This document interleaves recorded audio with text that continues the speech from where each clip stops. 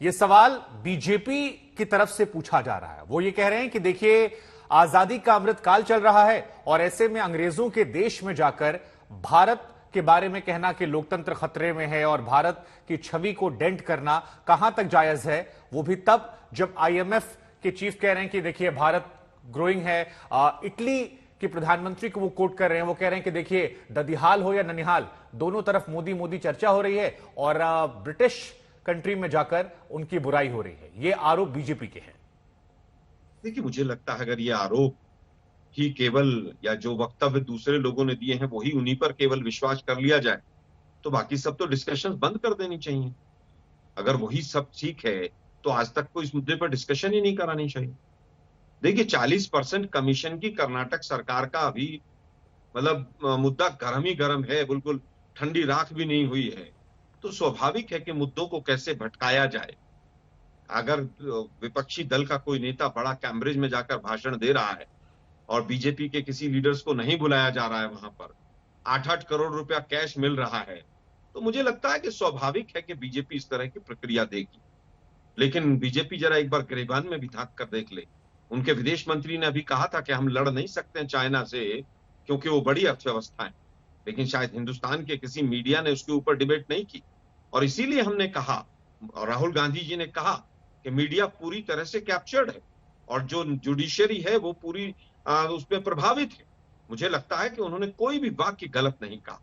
Twist देना, रंग देना, ये बीजेपी का काम है। बीजेपी ने जिस तरह से तमाम चीजें पहले भी कही हैं, मोदी जी के ही स्टेटमेंट सुन लीजिए। चीन से तो उनका एक तरफा प्यार है। 1962 के बाद चीन के किसी नेता का इतना बड़ा स्वागत हो, ये मोदी जी के शब्द हैं, कि किसी ने नहीं किया। स्पोर्ट्स में मुझे चीन की मदद, गलवान में वो बैठकर घुसा कर बैठा हुआ है चीन, 20 जवान हमारे शहीद हो गए। पैंगोंग त्सो लेक पर हमारी पेट्रोलिंग बंद हो गई बहुत जगह।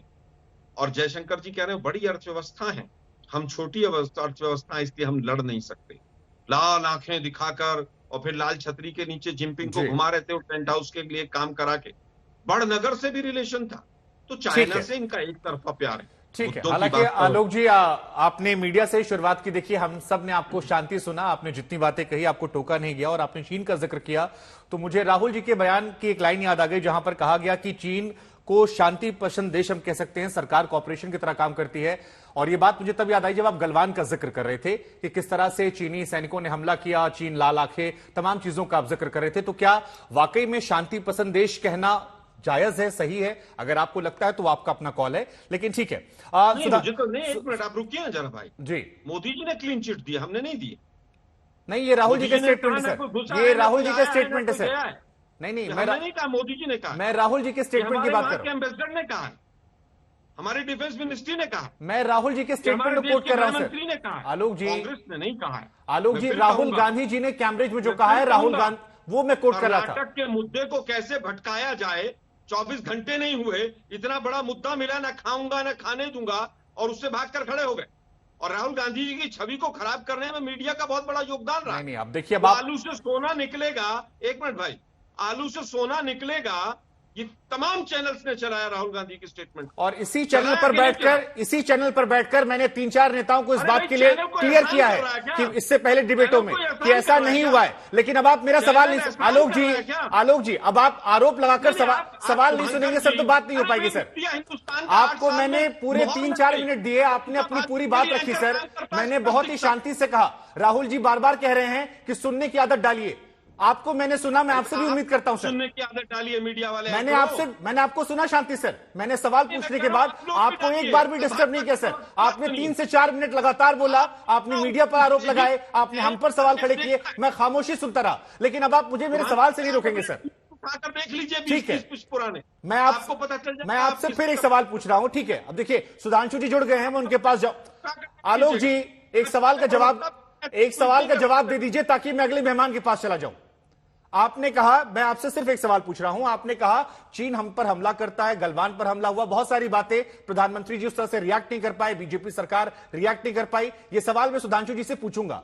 लेकिन जो राहुल जी ने कोट किया, जहां पर उन्होंने कहा कि चीन प्रकृति से मजबूती से जुड़ा हुआ है, अगर अमेरिका की बात करें तो खुद को नेचर से बड़ा मानता है, यह बताने के लिए काफी है कि चीन शांति पसंद है, वहां सरकार कॉरपोरेशन की तरह काम करती है। क्या चीन को आप शांति पसंद मानते हैं? देखिए, मुझे लगता है कि बहुत से मुद्दों पर शांति प्रिय भी कोई देश हो सकता है और बहुत से मुद्दों पर वो एग्रेसिव भी हो सकता है। इसमें क्या दिक्कत? ठीक है। इसी सर, एक कहावत हमारे यहाँ कहते हैं, गुड़ खा के गुलगुले से परहेज करना। नहीं नहीं, कहावत तो ये भी है जो राहुल गांधी जी ने मीडिया के बारे में वहां कहा है।